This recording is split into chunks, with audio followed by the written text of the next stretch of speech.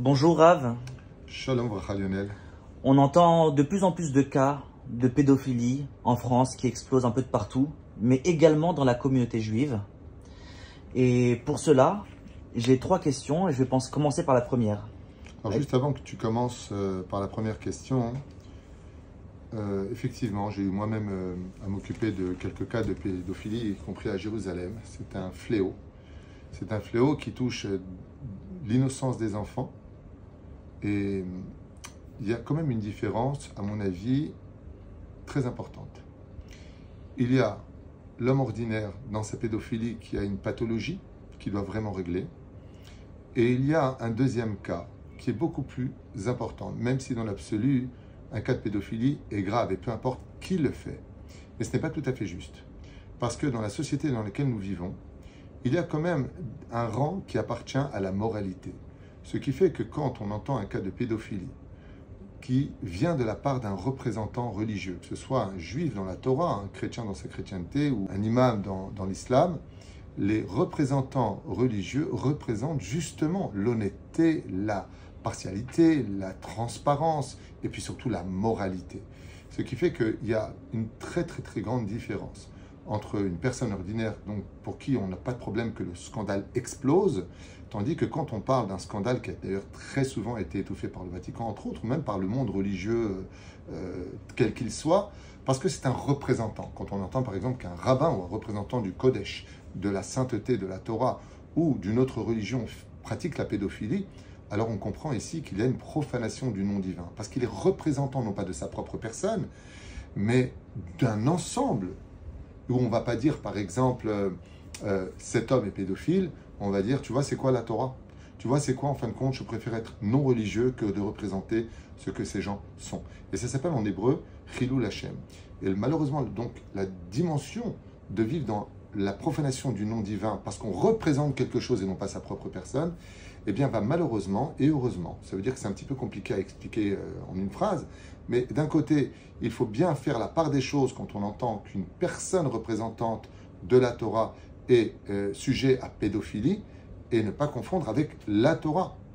Ça veut dire qu'on peut trouver des entités, des identités, des personnalités qui ont des problèmes, mais ce n'est pas l'ensemble des gens qui représentent le divin. Et ça, c'est très important de le dire parce que malheureusement, quelque part, on va étouffer, même cacher un peu à la justice, Chazvé Shalom, eh bien, cette situation nauséabonde qui va salir et éclabousser le monde de la Torah, alors qu'il s'agissait que d'un seul individu. Vraiment, on parle de quelqu'un de cadré, on parle de lui spécifiquement, et il faudra bien entendu qu'il en paye les conséquences, voire le neutraliser pour ne pas qu'il fasse encore d'autres victimes. Et c'est très important de faire cette part des choses entre la famille d'où sortira peut-être le pédophile et la famille elle-même, sur le rang social, familial, mais surtout dans le monde religieux. Par contre, là on attend la symbolique de la sainteté, du regard, de la conduite, de l'exemple à suivre. Et quand on représente avec une kippa et une barbe, ou alors en tant que musulman, en tant que chrétien, quelqu'un d'immoral, une personnalité immorale, alors on va condamner très souvent ceux qu'il représente aussi. Et là, par contre, il y a un grand chilul Hashem, mais c'est pour ça que les gens qui représentent la Torah vont essayer non pas de fuir l'affaire, mais d'étouffer l'affaire, de telle façon à ce que ça n'éclabousse pas, parce que malheureusement, les gens vivent dans les amalgames, et tout de suite, on va dire, tu as vu les, alors qu'il s'agit de. Magnifique, merci beaucoup Rav. Alors la première question, c'est comment réagir quand on a des soupçons? Parce que la loi, elle dit quand tu es au courant de faits précis constitutifs d'un crime, tu dois aller dénoncer. Mais c'est flou. À quel moment devons-nous ne plus avoir peur de dénoncer? Alors, il y a 2 choses pour cela. Il y a les lois laïques et les lois juives. Avant de dénoncer quelqu'un, dans le judaïsme, on se doit d'avoir l'autorisation d'un tribunal rabbinique. On ne peut pas faire justice nous-mêmes. Prenons le cas de Yosef Hatzadik. Dans la Torah, vous savez que Joseph a été faussement accusé justement d'un acte de débauche avec la femme de Poutifera. Midbarer que c'était faux. On a vu beaucoup de gens qui ont été condamnés pour viol dans les années 70 ou les années 60 et puis qui, en fin de compte, avec la découverte de l'analyse de l'ADN, on s'est rendu compte que ce n'était pas eux. L'erreur peut venir. Ce qui fait que dans la Torah, il faut 2 témoins ou 3 témoins. Avant de dénoncer quelqu'un, de lui faire un mauvais nom, qui serait d'ailleurs irréparable pour lui, sa carrière et autres, on est obligé d'avoir des preuves flagrantes et non pas des soupçons. On ne peut pas accuser en disant après « je m'excuse ». Donc c'est quand même très important. Après les lois laïques, Si les soupçons s'avèrent être vrais, alors dans ce cas-là, dès qu'on a des doutes sur notre enfant, dans un comportement où par exemple il refuse d'aller à la maternelle ou qu'il a peur de lui, on va commencer à l'emmener chez un pédopsychiatre, on va voir avec lui, avec un psychologue, on va l'emmener chez un thérapeute. En tout cas, on va essayer de découvrir des choses et on a le devoir, dès qu'on a un doute, de tout vérifier. Tant que tu vérifies sans salir, il n'y a absolument aucun interdit, que ce soit dans les lois religieuses ou les lois laïques. Par contre, ce qui deviendrait dramatique, c'est que si on découvre qu'un enfant, puis un autre enfant, puis des faits réels, avec des preuves à l'appui, dans ce cas-là, on a le devoir, je parle dans le domaine de la Torah, d'aller voir des dayanim avec les preuves à l'appui, et même de prévenir la police en cas de nécessité. Pourquoi? Parce que de rester dans le silence occasionne d'autres victimes, et donc on n'a pas le droit de se taire. Mais avant de parler, être certain et d'avoir tous les éléments avec les preuves à l'appui qu'il s'agit ici d'une pédophilie, et ce serait même un commandement de neutraliser ces personnes. Pour rebondir sur ce que vous avez dit, quand vous avez dit qu'il faut 2 ou 3 témoins ou moins, c'est pas moi qui le mais dis, oui, non, c'est la Torah. Mais est-ce que dans un cas de pédophilie, l'enfant est témoin? Alors, c'est le travail des pédopsychiatres, c'est le travail des spécialistes qui ont des diplômes, qui savent exactement comment faire ressortir les choses avec des dessins et puis des questions bien précises. Et puis en même temps les emmener sur les faits comme ça s'est passé à Jérusalem, où moi-même j'ai pris des enfants et j'ai même pris les parents et on est parti sur place. Et l'enfant a donné des détails très précis de comment ils ont été allongés sur le matelas, avec quelle main ça s'est passé, quel jour ça s'est passé. À partir du moment où on a un témoignage d'enfant qui répète la même chose, avec des lieux précis, la couleur des habits, ils ne peuvent pas tous mentir. Donc là, on est quand même face à une situation, on va demander un face à face. À part cela, il y a les enquêtes intérieures qui sont plus graves que le pédophile. C'est les participants à la connaissance des dégâts qui sont occasionnés chez des enfants et qui se taisent. En d'autres termes, ceux qui sont par exemple dans la maternelle, ou dans les écoles qui sont au courant et qui font profil bas parce qu'ils ont peur de se faire envoyer. Ça s'appelle non-assistant en personne en danger. Et pourquoi? Eh bien parce que les dégâts des fois sont très souvent irréversibles s'ils ne sont pas pris à temps pour malheureusement les chocs émotionnels que peuvent subir des enfants qui ne comprennent pas ce qui leur arrive et pourquoi on leur fait subir de tels sévices avec de grandes menaces. Parce qu'il faut savoir que les pédophiles ne sont pas simplement des gens malades au niveau sexuel, ce sont de très grands manipulateurs dans la psychologie enfantine. Ils savent menacer, ils savent promettre, ils savent donner, et puis en même temps, ils savent maintenir une longévité sur leurs actes qui est très souvent dramatique. Merci beaucoup Rav. Deuxième question, à quel moment ou à partir de quel signe je dois me dire qu'il faut que j'aille faire consulter mon fils avec un professionnel quand il s'agit de victimes potentielles de pédophilie? Les signes ils peuvent apparaître quand l'enfant lui-même parle de sexualité. Il peut dire par exemple, papa, ta brite, l'endroit, il est comme celle de mon prof ou de celui qui... Ou alors tout simplement quand on lave, on va voir des signes, quand on vient pour le laver en bas, il va avoir une réticence. Alors, on va lui poser la question. Quand on voit plusieurs signes qui apparaissent chez un enfant, de refus d'y aller, il n'arrive plus à manger, il n'arrive plus à boire, alors ce n'est pas forcément relié à un pédophile, ça peut être lié à d'autres problèmes comme le raquettage ou tout simplement une folle furieuse qui passe ses nerfs sur les enfants au lieu de régler ses problèmes de couple, par exemple. On ne peut pas, dès qu'il y a un problème, dire que c'est relié à la pédophilie. Mais on a le devoir et on est en droit de rechercher toutes les possibilités. Tant qu'une fois de plus, on ne vient pas accuser quiconque, je suis en droit d'exiger et de comprendre en tant que père et en tant que mère et en tant que responsable de nos enfants, pourquoi mon enfant a un changement particulier dans son comportement. Un enfant ne change jamais de comportement sans raison. Ce n'est pas des fous.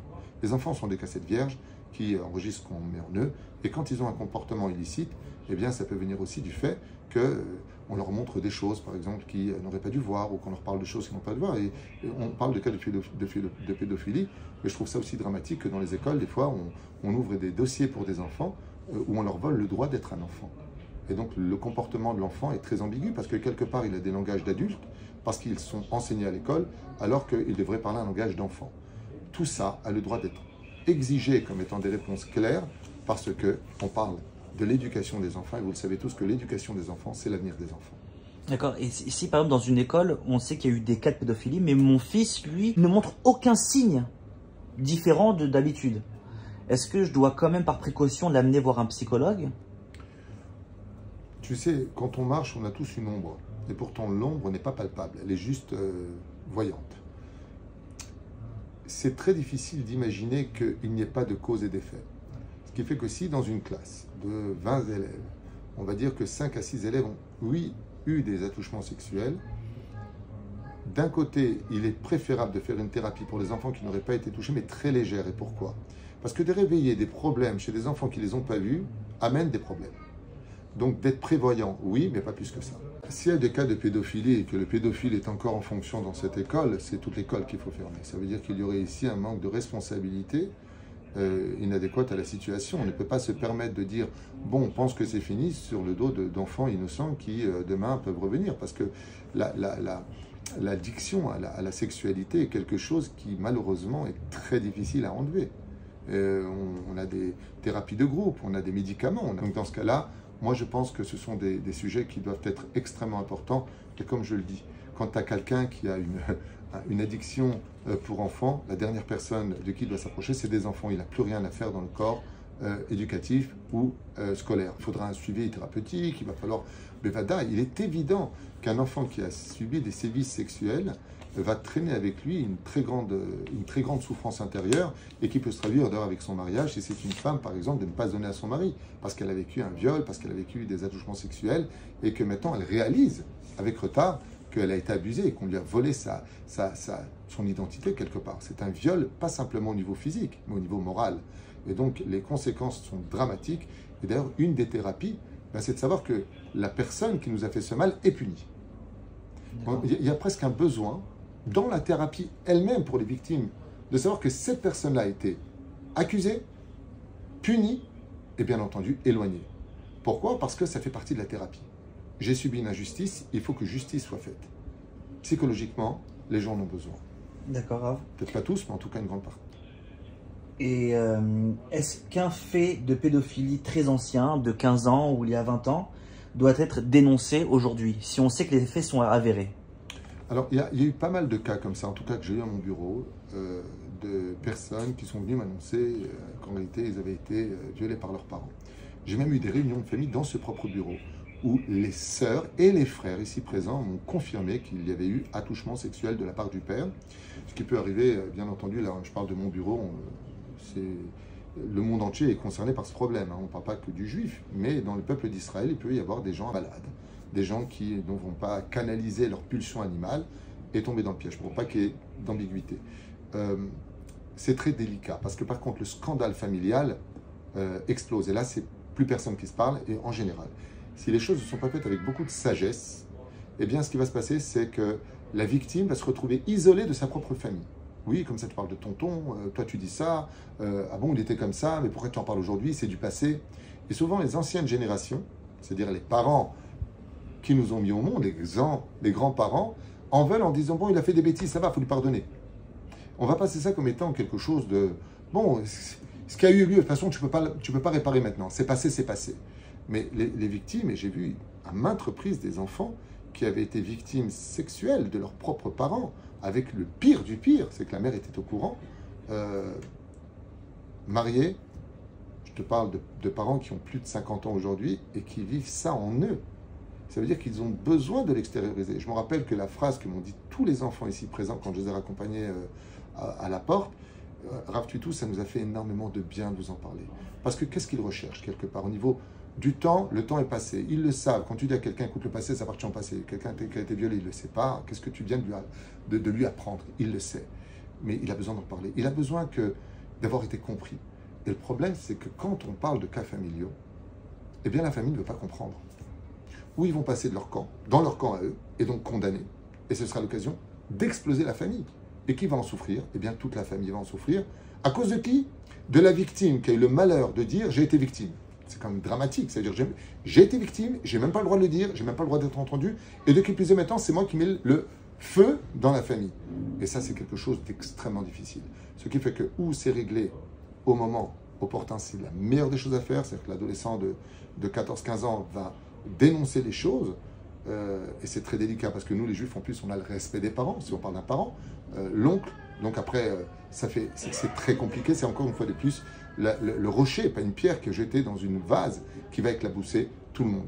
Mais malgré tout, s'il s'agit réellement de cas de pédophilie, eh bien, en ce qui me concerne en tant que rave, je conseillerais vivement d'avoir affaire à un dayan, avec un thérapeute à côté qui expliquerait les conséquences, comme on le voit par exemple pour les jeunes, est-ce qu'on peut jeûner ou pas, il faut un avis médical et l'avis du Rav qui va comprendre, en parlant avec le médecin, si on peut prendre le médicament avant ou après.